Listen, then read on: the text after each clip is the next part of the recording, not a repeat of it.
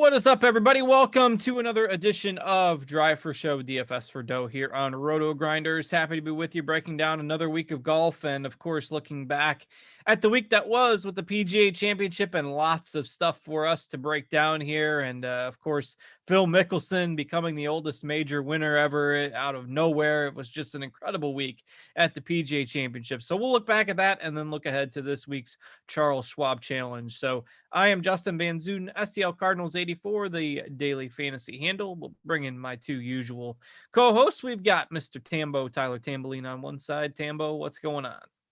Oh, not much, man. Like you said, pretty crazy week when Phil's taking things down. It's always a sight to see, and it certainly was on 18. The Tiger-esque scene where everyone was right behind him. Just an awesome event overall, man. Love the course. The course was incredible. I wish we would see more of it. Hopefully they make something happen so that we can. Kiowa Island, just an incredible place to be. Patrick Reed snuck the cutout. Had that happen. Just a lot of good things overall for the week. So excited to get into this week, but one of the best majors in a while that I can remember. We've had so many good ones lately, and that was just another one to add to the pile. Yeah, for sure. It was a fantastic finish there on Sunday. A little wild there with the crowd on 18, and Brooks has been making waves for multiple things here over the course of the last 48 hours, but it's no shortage of headlines, that's for sure. We can bring in our other co-host, also likely making waves somewhere or another. That's Mr. Derek Farnsworth. Derek, your Jazz, they got beat the other night, so let's have to get back on track here in the playoffs. Yeah, that was a little strange. Mitchell was active and then all of a sudden not playing, and his teammates didn't even know he wasn't going to play. So hopefully they bounce back on Wednesday. But yeah, amazing golf tournament. I didn't have any Phil, didn't have any Brooks, and still was glued to the TV all weekend. The course was awesome. Kiowa. I have a friend that's like, God, that was a great tournament in Hawaii. I was like, not exactly. So yeah, I mean, I like that it was tough. I like that it was fair. If you hit good shots, you could make birdies. A lot of bogeys out there as well. So tremendous tournament. I ended up having a pretty good week on FanDuel despite not having much. The sixes from Fitz and Cantlay, they're on number 17, definitely hurt my chances on late on Sunday. But overall, fun week.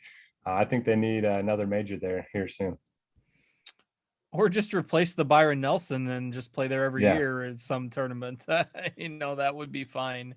With me anyway, but yeah, it was great. Obviously for Phil to do that after not posting like a top 20 finish all year was certainly storybook and good for him to get that W. And it was just, it was a crazy week with all the guys there on the cut line at +5. Thought I finally got Patrick Reed right, and he goes out and makes another cut there right at the end. So and had a decent enough weekend. But Tambo, any other takeaways from last week's tournament for you? There's just so many. One that would stand out though was Louis Oosthuizen, man. This guy, another second, the career Grand Slam already in majors of coming in seconds, and now he does it again. And if he could have just made a putt, it's always the case, but it's all day Saturday, all day Sunday. He didn't make any huge mistakes till Sunday down the stretch, which that's classic Louis, I guess. But if he just, I don't know, if he could ever do something, man, I don't know. I know why he gets so close. I just don't know why people don't play him. That's what I won't understand at these majors. He does it again. I was happy to see that. All my other guys, man, it was just a week of, Hovland, Morikawa over X was one of the calls I loved last week. All these guys made the cut, Berger, barely, and then did nothing with it over the weekend. It was nice to see Answer there, Louis, some of those guys, I guess. But a lot of these guys will be talked about for this week. Interested to get into this slate and go through some of the thoughts with them coming across from the PGA Championship. But again, like Noto said, no Brooks, no Phil, no money for me at least, and still a great major. Couldn't take my eyes off it. Loved every minute of it, so it was great. Yeah, no Brooks, no Phil, and I only lost about $70, so it wasn't horrible at the end of the day. I'll take that for all the entertainment value that we got out of it. So Noto, any other takeaways from the event for you? Yeah, we got to play Will Zalatoris anytime he's on a difficult golf course. I mean, his ball striking is just so good. Tony Finau, another top 10 at a major. Padraig Harrington, just out of nowhere. I could not believe I saw him up there, T4 for the week. So that was pretty interesting. Harry Higgs got himself into the Masters with the T4. Love to see that. Just drinking vodka and waters all week, I'm sure. So yeah, that's pretty cool. Ricky, signs of life from him. I'm glad I played him the previous 4 weeks and didn't play him last week, so that paid off. And then Brian Harmon. I mean, the dude gained 4 strokes ball striking and missed the cut because he lost it all on and around the greens, which is worse since like 2018. Just terrible. He would have been T2 probably by the end of the week. Oh, I'm sure he's getting the orange dot this week. We'll find out as we go along. But we shipped to Colonial this week, and it's symbolic in a way that this was the first tournament back after the COVID pause last June.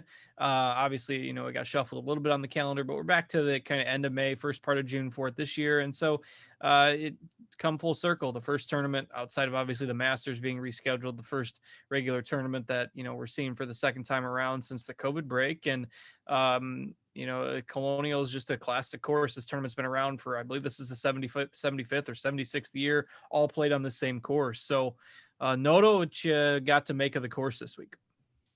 Yeah, so like you mentioned, this was the first event back after the COVID break, but it was a different time of year, at least a little bit. And we saw, a bigger field. There was 156 golfers in the field last year. There's only going to be 121. It's back to the invitational status.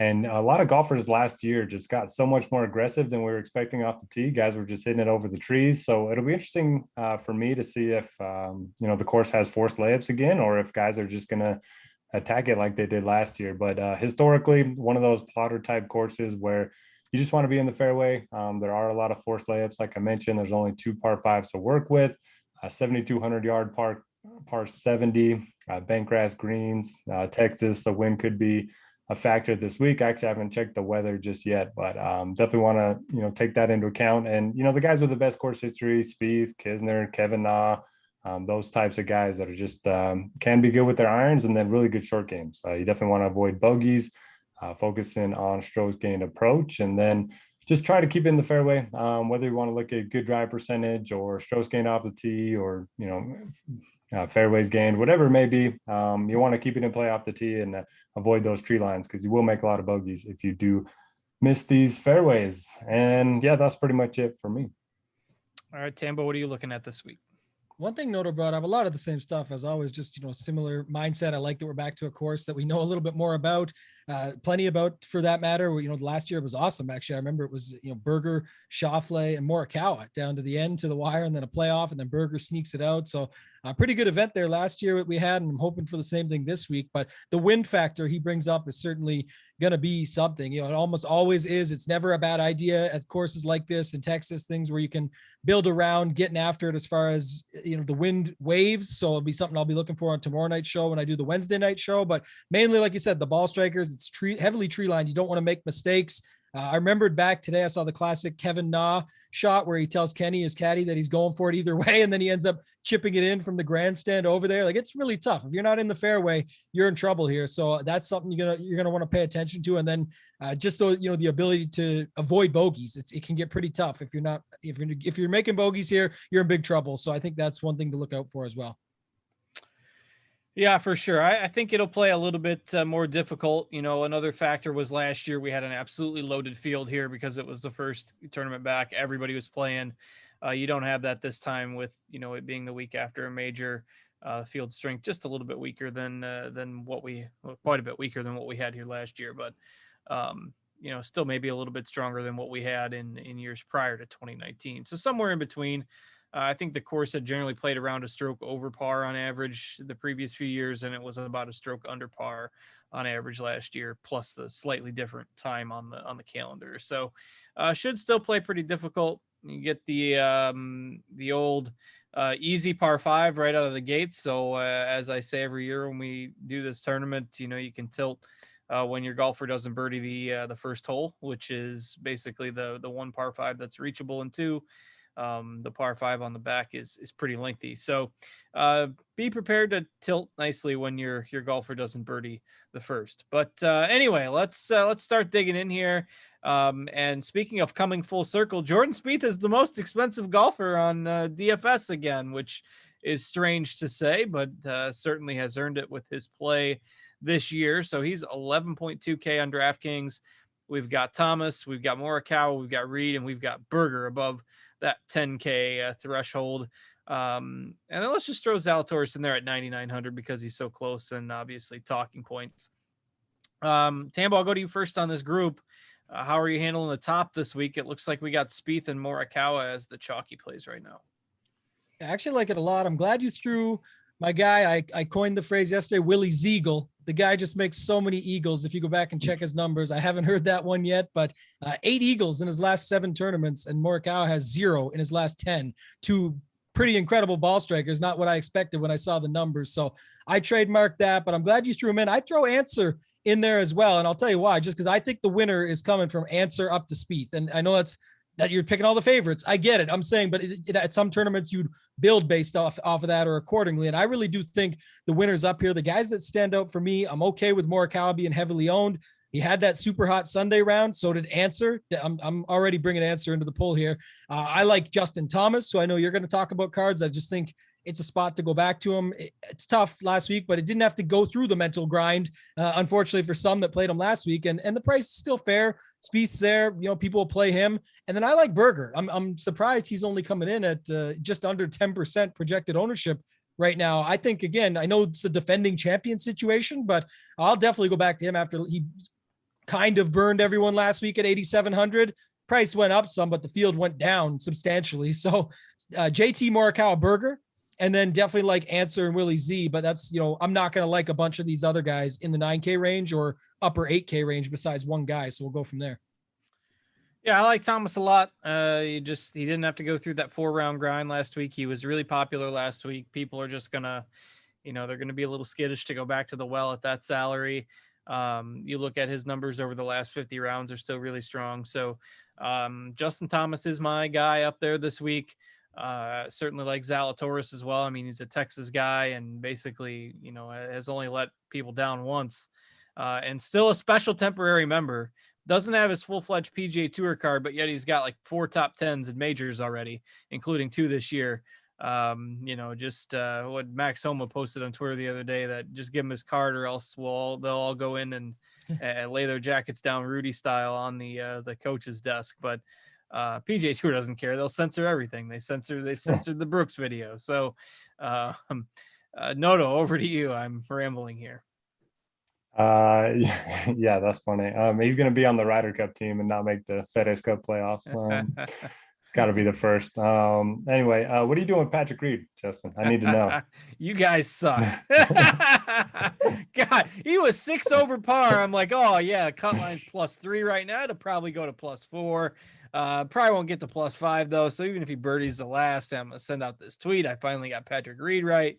He birdies the last hole from like 10 feet, cut sneaks to +5. Nobody runs hotter than this guy. Whenever I don't roster him, when I do, it's a bogey on the last hole and he misses the cut by 1. So I don't know. I haven't set my player pool yet. And so you guys just tell me what you want to do and I'll do the opposite to make you all happy.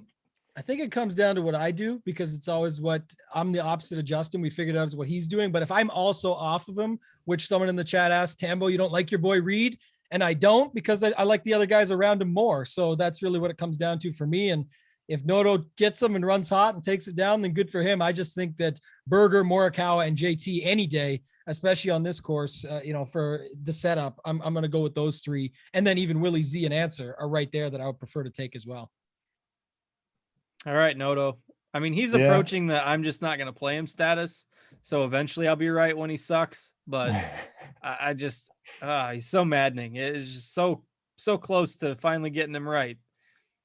Yeah, I was right there with you for the longest time, and then ended up playing him 2 tournaments ago because of the weather stack. And he came T6 for me, and then played him last week in FanDuel and then T17. So I'm back on the Reed bandwagon. He's played well here. He's obviously a Texas guy, elite short game. So I do have some interest in him. And then I like Jordan Spieth all the way at the top. Obviously, former winner here. If you look at his numbers from last week, he gained over 8 strokes tee to green. He just couldn't putt. That was the same issue with the Masters too. So he's going to be in contention pretty much every week from here on out. He's playing so well. The irons look good. He's keeping it together off the tee, which you just have to do a little bit here at Colonial. So he's my favorite guy up at the very top. I like Reed. I like the JT call after he missed the cut last week. And I'll probably be underweight on Morikawa. I'm thinking about just betting him outright because he's a guy that wins a lot and then has like a lot of like T20 finishes just because he doesn't putt that well. So I know he played great here last year. I know he's in good form. Best ball striker probably in the field. So that certainly scares me. But if I put outright on him, I feel better about fading him at 21% ownership or whatever it may be. I don't mind going back to Berger. Zalatoris, you mentioned the Texas angle and all that. Yeah, he's similar to Morikawa. He's like the same player, just an elite ball striker, great irons, and then you just take your chances with the short game. So I like everyone up here. You can't play them, but my top two are going to be Reed and Spieth. All right. He's going to the anti-Justin guys. I'm on Thomas this week. So Thomas, Will Zalatoris. I'm kind of in lockstep with Tambo. I don't hate Spieth, but at 20% and the highest salary, I think I got to pass on him this week. But why does Reed have ownership and a guy like Zalatoris doesn't? I know it's not a course for debutants and all this stuff, but like Reed's almost up to 15% already. Like, why do people love Reed? I mean that might shift. I think if anything, you see Zalatoris shift maybe a little higher. I suppose it's because Answer's right there, and Answer had the old hot Sunday round last week. The -7 that helped a lot of people out and got him all the way up the leaderboard. So I don't know. I think that's it. That's maybe more of a factor that people will go to Answer, Connors in the 9Ks, Neiman. So, but I think Zalatoris will maybe end a little higher than where we've got him now. Makes sense. All right, Noto, I'll stick with you. I'll let you go through the next range as well. Yeah, you mentioned Answer. Hard not to like him. He's just been playing so good. I think he has 8 straight top 25 finishes. And then obviously 3 straight top 10s. The hot Sunday round, like we mentioned, we always like to target that the next week. So he's a fairways, greens, and get hot with the putter type. He's 3 for 3 here. I like Tony Finau as well. He's not a guy that you think of on these shorter courses, but he's actually a positive putter on bent grass. He's been really good around the greens and coming in with a couple top 10s in his last 3 events. He's never missed a cut here. So I like him quite a bit. Some other guys with some good course history, Corey Connors, Joaquin Neiman, both of them elite ball strikers. Both of them struggle a little bit with the short game, but I mean, Neiman's got like 19 straight cuts in a row, the longest made cut streak on tour. And he's much better putter on bent grass than he is anywhere else. We've talked about this in the past. So he's a guy that makes a lot of sense for me. And then just naturally, I'll be underweight on the guys around him. I know Scheffler's from Texas, but I can't play everyone. Woodland, I mean, if he burns me, that's fine. He's got a lot of high finishes recently, but he's got the most missed cut equity of anyone up here. And then Sungjae could be interesting. He's a guy that hits a ton of fairways. We know he's good around the green and on the green. So it just comes down to his irons. Sometimes they hit, sometimes he loses like 6 strokes, and you just kind of take your chances there. But got to like his chances to make the cut. And at lower ownership, he'd probably be my pivot in this range. Yeah, Woodland at that salary, I can't do that. Maybe a couple years ago, but if you look at our data and our projections, his top 10 percentage, your rating and your model there, Noto, and his cut probability, it's just at 9,200 and some at least ownership. I just that one's an easy fade for me. So Tambo, your thoughts on the 9Ks? It's nice. They're all nice names on paper. There's lots of good things to say about all of them. Like I said, I just really do. I'll play like I always do. I'll play some sets where I'm avoiding these guys at the top, but I'll be overweight on the top. And in this tournament, like Noto mentioned earlier, back down to the normal 121, 120, as it's supposed to be a 1 extra guy in the field this year for a special invite or whatever. But the idea of that invitational just allows for more. And there still is some guys at the bottom, not a bunch that I love, but there's enough that I like that I'll be able to make lineups using those guys at the top. So just naturally, I like Connors, Neiman, Sungjae. I could play those guys, but it's just tough to get after them when I like Answer and above. And then I really start to go down from there. So not really high on this range in general, to be honest. Yeah. I mean, I am a little bit higher on the golfers in here, I think, than you are. It's just, I don't mind Finau at 12% and Scheffler at 9%. Connors is chalk. His ball striking's been great. So I like Sungjae a lot. If you look at the strokes gain data last week, he was one of the only players to gain in every aspect, off the tee, approach, around the greens, putting. He played pretty well. And, he didn't get a lot of TV coverage because he wasn't like one of the 2 or 3 leaders there, but really solid through 4 rounds. And just eventually those irons are going to kick back into where we were used to them being. And he's had some decent finishes here and there, not as consistent as what we saw maybe last year, but with Sungjae in the single digits for ownership, I really like him here. So I put him as my favorite play of the week. So Sungjae Im is my plant your flag guy there at 9,100. Noto, any other takes on those 9K guys before we move on? No, I definitely like the call on Sungjae. I like him this week too. And then Jason Kokrak, are you guys going there? He just continues to putt well. He gains like 3 strokes every single week. And if he has a good ball striking week, he could really surprise some people. I don't mind that at all. I was just going to say that when Cards was chiming in on him, I actually like that. I know that Neiman and Connors are 20% apiece, and it's hard to say a bad thing about either of them. They're just better golfers than they have been. We like Neiman on bent grass. Connors has been incredible, but I like those two at the bottom who are getting no ownership, who I still think can have just as good of a week, if not better, in Im and Kokrak. So definitely something I'll be looking at when I'm building in that 9K range. Yeah, and I think those guys are strong plays, because when you get to the the higher end of the 8K range, there's not that much there. There's only 5 golfers priced between 85 and 89. One of them's Phil coming off a win. You got Justin Rose feels a little bit overpriced. Horschel feels a little bit overpriced. Hoffman, the Texas narrative with him and the way he's been playing, he'll be the guy that gets ownership in there. But there's not a lot of golfers from 85 to 8,900 period. So and in fact, there's one golfer at each.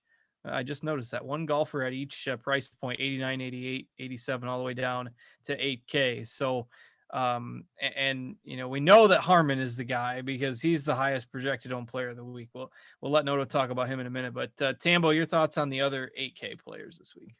Yeah, I think there's guys I can use in here for sure. And this is where I'm talking. If I can, get some different builds going, I can use one guy at the top, go down to someone in here. But I think, Billy Horschel, Hoffman, Palmer, those 3 stand out just near the top range. I'm never a big Justin Rose guy. I get the history, if he keeps going with that putter, we'll have a good week. He's got 7 wins on bent grass since 2008. So that's something to be said about that. But at the same time, I just like the guys below. Hoffman's definitely picking up the ownership, but probably for good reason, but beyond that, I'm always a Kevin Na guy. I'll play him regardless of the price point. He's almost like a Louis to me when you get him in these fields, a shorter course, par 70, precise, scrambling around the green, just everything for him. And he actually wins. He's got 4 wins in the last 4 years. And then even Streelman coming back over. I know Noto's going to talk about Harmon, like you said, so we'll leave that, but he's, I think, literally the model favorite, is he not? I think Noto just typed it in the chat and I saw it there earlier. The Noto rating, I'm always spitting for the Noto rating, and he's the number 1 Noto rating of all time, points per dollar. Yeah, this week for sure. Yeah, all time. I mean, I don't keep track of going back, but just got to be close. It's almost, it's got to be the one, man. 11.17 Noto R dollars. There's some bias in there. There's got to be bias. I was just typing out. Nothing subjective goes into the model. 26% projected ownership. It's just the automatic Noto bump. No, it's hard not to like him at that salary for sure. Yeah, and last week you could talk about, wasn't his around the green and putter the only thing that didn't show up, and that's normally his MO. Yeah, lost 4.3 strokes on and around the green, is worse since 2018. He loves Colonial. It's a perfect course fit for him. So definitely makes sense. He could be like 8,800 and still rate out as one of the better guys in my model this week. So I do like him. I hate the ownership, obviously, but there's a lot of good plays in this range. I love the Kevin Na call. Devin said we need a boots on the ground take. Is he going to keep his contacts in this week? So if anybody's out there in the practice rounds, let us know. But yeah, he wins a lot. He's won here before. I like that take quite a bit. He's been in bad form. That's going to help lower the ownership. Matt Wallace is a guy. He's top 35 in all 4 strokes gain categories in this field, which he just continues to play well. I like him a lot this week. And then Charlie Hoffman's going to be the ultimate chalk. I wouldn't be surprised if he's like number 1 or 2 in terms of ownership. Everyone's talking him up. The Texas angle, the irons have just been on fire. Continues to play well. 4 straight top 20s. It's hard not to like Hoffman, kind of similar to Connors and Harmon and all these guys. And then can't believe we didn't mention him in the intro, but Cameron Tringale going from T2 to like T120 after 4 holes. I think he was 13 over or something like that in those 4 holes. Just wild. Played his last 9 bogey free 2 under though. This is wild. Yeah. At that point, my Tringali team had no shots, so I was kind of hoping for him to miss the cut. But I'll be back on him this week. It does look like he's still going to be pretty popular. But if he would have just, top 20 last week, he'd be a lot more expensive and a lot higher owned. So I don't mind going back to that. And like you mentioned, the last 9 holes look pretty good. So I got it out of his system at least. All right. Flip it back to you, Tambo. Any follow-ups on the players in that range? Like everyone just loves everyone in here. Like we're about to get to 7.9 with Grillo, but like Harman 26%, Matt Wallace.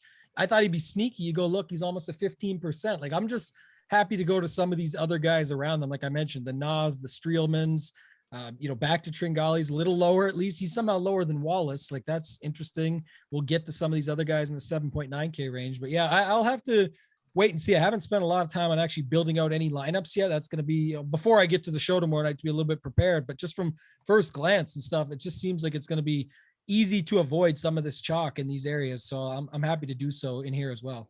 Besides Ryan Palmer home game. Yeah, I like it. Right. Yeah. Actually, we didn't mention him. What's he showing? I don't really care about his ownership. 10. I was gonna say, yeah, I like him.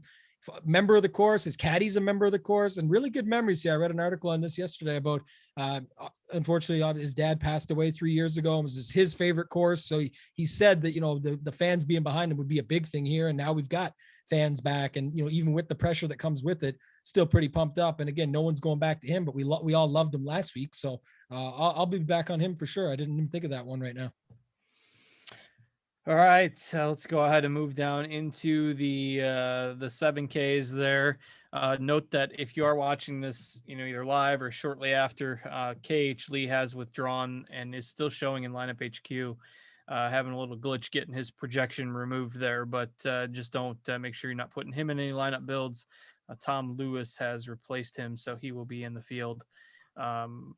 Likely by the time many of you watch or listen to this, he'll be out of there, but just make sure you don't have KH Lee in your player pool. So Grillo looks like a chalky play again at 7,900. Talked about the way his stats lined up last week. And also a lot of that is because the field does start to thin out here in that below 8K range. So anybody that at least has a sense of being a little mispriced is going to be pretty popular. And in here, it looks like that's going to be Grillo. It's going to be Chris Kirk. So, Noto, do you have a take between those two guys and then anybody else kind of in the mid to upper 7Ks? Yeah, I mean, if it's going to come down to short game, I think I would give a slight edge to Chris Kirk. But both of them have been, pretty good. Grillo, like you mentioned, the stats have been awesome. He's gaining 7+ strokes a week with his irons. He's got the good course history here. I do worry a little bit, if he's got to make some putts if he's going to win. And I think Kirk is a guy that is a little bit better putter, a little bit better around the green. So I think both are strong plays, but obviously you're going to have to, take the toll with the higher ownership. My favorite guy in here is Brandt Snedeker. The stats don't look great if you, zoom out, but he's got 3 top 20s in his last 4 starts. The irons have come alive a little bit. The putter's gotten really good. He's typically very good on these shorter courses. He's made at least 4 cuts in a row here with a couple of top 20s. So really like the spot for Snedeker. We saw him at the Byron Nelson on that really long course, finishing the top 20. So hopefully his game is turning in the right direction. And then in that same sort of category, I like Matt Kuchar. The only missed cuts recently have been at the Masters and the PGA, and both of them are like really long courses. When you get him on the shorter courses, he's been top 20 pretty much every week. So I like going back to Matt Kuchar. He's the one guy in this range that's not going to be too chalky that I have my eye on. All right. I like those calls there. Tambo, your thoughts on the upper end of this 7K range? Noto stole my guys, man. And he didn't even name the best reason why. So I love that he mentioned it. But the old man inspiration. You just watched Lefty win a major at 50, and now you pull out Brandt Snedeker and Matt Kuchar at a spot that suits them just perfect. And Snedeker, by the way, is just the perfect spot. He's crammed right in the middle of Harman and Grillo, the entire chalk range. He's got, the 17th, the 4th, and 11th, played with Mitchell at the team event and did well. He's been doing his thing. And like I said, the old man inspiration is certainly going to be something. And the course just suits him. Matt Jones, won on tour this year already, came out with some great ball striking. I think he's a guy that sits well here. I'm with you on Kirk, Noto. I know that he's got the ownership, but it's just a guy I like. And then I'll even play a little bit of Siwoo and Sergio there just below him. I don't think either of them are getting any ownership, but just the plays there that, again, people won't go back to. Sergio's been pretty good off the tee approach, not really on with his putter. If he could turn that around, he's, $7,500 worth the risk. And then Siwoo, my guy Kenny Kim always tells me play Koreans in Texas, and it's been a thing. So I'll definitely get back in on Siwoo Kim as a boom bust play. It's always, hit or miss with him, but if he has a good week going, and we saw him win, he didn't actually, I was going to say played well at the RBC Heritage. So, Siwoo Kim on a shorter course, another course, you get a plaid jacket, maybe come back and pick one up here. So I do like Siwoo with the stats across the board and low ownership. All right. This range I don't love as much. I'm not going to have any bold takes against any of these guys. I mean, if you got conviction on somebody, especially some of the lower owned plays in there, if you're looking for pivots away from Kirk or Grillo, it's Sergio, I don't mind. And Uline is the guy I tagged up. You look at he posted a win and a 7th on the Corn Ferry Tour, did make the cut in, I think, 5 straight PGA Tour events here during the spring. So, a glimpse of form from him. I like him, and back-to-back top 15s at this event as well. So he's not going to grade out quite as well statistically as some other players, but Uline at 7,500, I think worth a look in tournaments. Anything else on those guys in the mid 7Ks? Tambo, you got anything else there, or I'll let you move on. I'll take it from there and just go down to the bottom 7Ks with starting with Joel Damon, 7,400. Like his, 2 top 20s here in the last 3 years. Decent enough at the PGA Championship. I don't know, best setup for him, but I think here is just fine and he could play well. So I think he's a good call at 7,400. Harold Varner right there at the same price. Your guy, Russell Knox, I think is interesting. Like, this is where I'm going to be mixing it up with those guys at the top. I'll be living in this range. Carlos Ortiz always has the Texas narrative. I'm sure he's going to pull a little bit of ownership. He usually does. And we had 9%. It's not too much. Played well last week. Well enough, I should say. And then just a bunch of guys you can take shots with. Matthew Neesmith, Taylor Gooch, Kevin Kisner, Doug Gim, go back to the well. Like, there's a lot of guys in here that I feel comfortable with. And that's why I'm so set on the top, or even mixing it up in that 9K range with like Im and Kokrak and some of these guys and seeing what's left over. So I really like using this range down here quite a bit myself. All right, Noto, your thoughts on that range? I agree on pretty much everyone. This has got to be the flop lag week for Doug Gim. He was like 25% at 7,500 the last time he teed it up. Missed the cut. It's still in Texas, so I don't mind going there. He's played here twice. I know he's missed the cut both times. He only missed by 1 that event. He was chalky, right? Or was that the week before? I think he missed by – he was like -1. Yeah, never mind. Yeah, I think that was the week before that when he wasn't quite as chalky, missed by 1. So I don't mind going back there. Moving up, I like the Kisner call. Anytime you get him on these shorter courses, he's been nothing but terrible recently, but maybe, he can get it going this week. I like Russell Knox. I like Taylor Gooch. Neesmith's been on fire with his irons, so I like that call as well. And then Varner Dahman up top. The one guy that I don't have a ton of interest in is Patton Kizzire. I've heard his name a lot, so I'm hoping he's going to be popular, but he's played here 5 times. T63 is his best finish. And he's just so wild off the tee. His good drive percentage is pretty bad. Doesn't hit a lot of fairways, so I think he could get in trouble. And I'm hoping it's just because everybody's playing him because of the form and the fact that there's just not a lot of value. Yeah, I mean, I get it. Texas, I think it wasn't the Byron and the Valero, so I think it was 2 Texas finishes top 10.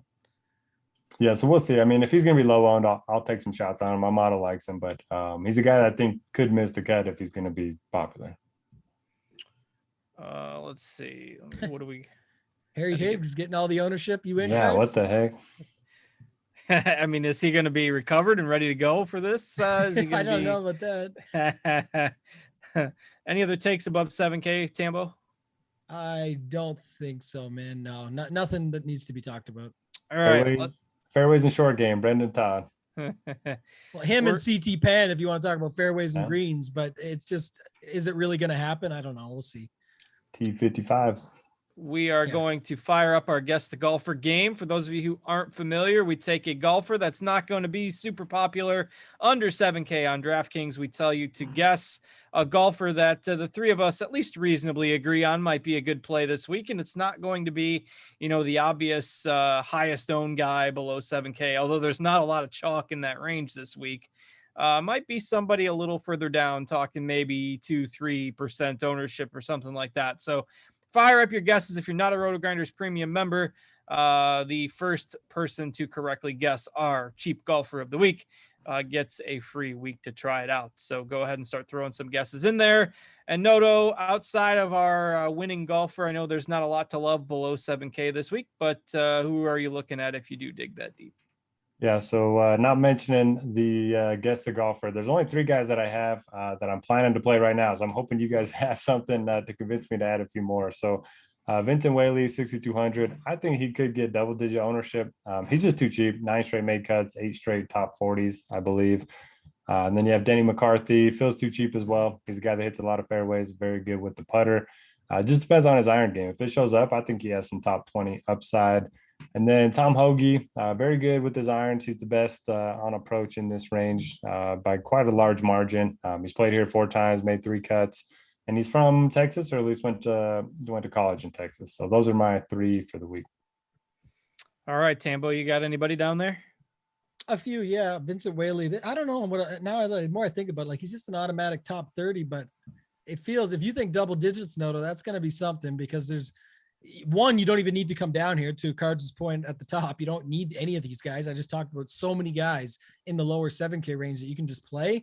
And so I'll do it because I don't care, but I'm just saying it's not something is ideal. JT Poston, 10th here last year, 20th a couple years before that. I think that's pretty good. Richie Wierenski as upside. Tom Hoagie, I was with you on Card or Noto. Patrick Rogers, not on Bermuda and got 14th here last year. Is this when he busts out and gets his win? You know, a couple other guys. Just trying to look through my list. I don't think there's too many others. Zach Johnson, right at 6,900. I guess I would take a stab at. Almost like a Kisner, right? Hope that he can find his form on a course that would make sense. Form on a course that would make a little bit more sense for him. But other than that, like I said, there's not too many down here. I really like that low 7K range. Kenny Kim liked Denny McCarthy as well, if you want to really hope on a hot putter and see what happens, but not too much else. Tom Lewis did get put into the pool at 6,400, I should note, for the KHC withdraw. Yeah, and we'll get him added in there in our lineup builder as well. Interesting, you know, or I meant to bring this up earlier and we got some extra time here, but what's up with Kisner?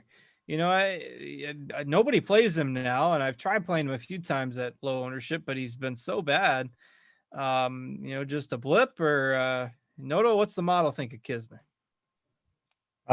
He rates out as a positive value. His stats, I mean, they don't look terrible. He's just like missing cuts by 1 or 2 strokes. Last week was pretty bad, but other than that, it hasn't been too bad. And you know, the players you can, you know, forgive, the Masters you can forgive, PGA you can forgive. So I think it's a good time to hop back on him. I don't hate it. Yeah, it's interesting, and your model goes back a little longer term too, right? Yeah, like 2 years. If you went with a little more shorter term time span, he probably wouldn't grade out quite as well. But this would be the type of course, and I don't have his course history in front of me either. But I looked at it last night. I didn't think it was too bad. He's got to win. Yeah, not 7 straight top 30, top 31 finishes here like Harmon has, but it's still pretty good. So Tambo, Noto, anything else? I don't know if we're gonna get a quiet group in the chat tonight, so I'll accept somebody saying that Ricky Fowler is the GOAT. So fair enough. After last week, you know, it's when finally everybody, I think, had finally hopped off the bandwagon, he decided to troll everybody. But anything else? Tambo, we got a smaller field this week, so didn't take us quite as long to get through, but no, I think he won DJ Johnson himself there, 50,000. I think we saw that. We had some big winners last week. The Tuesday testimonials. I know one guy ripped it up for 150K plus, and I know D Johnson, I believe it's like D Johnson 101 or something. I see it all the reviews and stuff, but I think it was a 50K win with a little Ricky Fowler to round it out. So I would certainly think he's the GOAT too. He's done nothing but really lose me money and disappoint me and lots of heartbreak over my time playing PGA DFS. But unless you had him for 40% ownership at the Waste Management Phoenix Open, where even then he tried to lose to Brandon Grace down the stretch. So yeah, a lot of heartbreak with Ricky. Not much else here. No cards. I think, again, a lot will come into play. We'll look at the weather tomorrow night. I'll just plug the show one more time. You know, the Wednesday night show, it's yourself and me tomorrow night. So we're going to be going back through this. We'll look at some of this roster construction, using some of these plays that we like and see how it all shakes out, what we can do to be a little bit different against the field, what everybody else is doing, and then go from there, setting up some lineups with some different exposures and whatnot. So excited for that one. All right. Nobody guessed our golfer, our cheap golfer of the week. So Brian Stewart was the winner. Put him in my article. And I just think, you get a shorter course where safety is paramount and distance isn't required. A guy that generally makes cuts in a 120 golfer field. I think that has value this week, trying to get those 6-6 lineups, which is always the goal. So Brian Stewart was our last remaining value pick of the week. But I think that'll about wrap us up here. Noto, you got anything else? It looks like the weather, at least from a very early standpoint, I just checked the daily, 10 to 15 mile per hour winds every single day sustained. So if the gusts get up there, it should be a fun week and a lot tougher than last year. At least I'm hoping. Yeah, it should definitely play tougher without the strong field back to the May date. So, maybe not as tough as it used to, just because all the golfers are so good these days, but it'll be a nice test. We'll see what this week has in store for storylines. We've already had plenty after Phil's big win last week. So thanks as always for watching, everybody. We'll go ahead and get out of here. Good luck with all your lineup builds for the Charles Schwab Challenge. For Tambo and Noto and our producer, Devin, I am Justin. Have a great week, everybody, and we will catch you back here next week. Same time, same place. Good luck, everybody.